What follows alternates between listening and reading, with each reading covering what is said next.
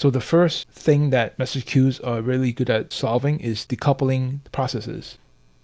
Right, so let's take a look at what is a tightly coupled process. So here I have two processes. One process contains task A and then another process running task B. And in this workflow, task A is trying to send a message to task B. This two processes is tightly coupled because task A cannot send message to task B if task B is not available to receive the message. So that's what we mean by tightly coupled, because both of them has to be online at the same time in order for this workflow to occur. There's an assumption in this workflow is that task A does not need real-time response from task B. Basically, it's a one-way message passing. Task A is going to pass a message to task B without expecting any reply from task B. If that is the case, then you could loosely couple this two processes using a message queue.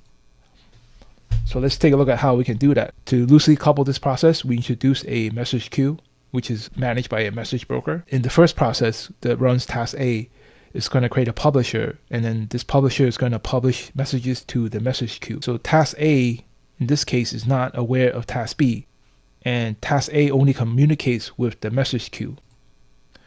On the other side, on the other process, task B is going to be a consumer of this message queue. The consumer will then pass that message to task B. So in this case, task B is not aware of task A, and task B only communicates with the message queue.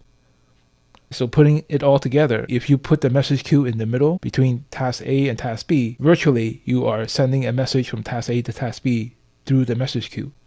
So task A will send a message to the message queue, and then task B will eventually get the message. So loosely coupled means that both processes do not have to be online at the same time, but the message queue has to be always available. So in this case, you can have process A come up first and then send messages to the message queue, and then you have process B come up later and then consume those messages that are pending in the message queue. So both of these tasks or processes only communicate with the message queue. That's how you're going to achieve loosely coupled processes.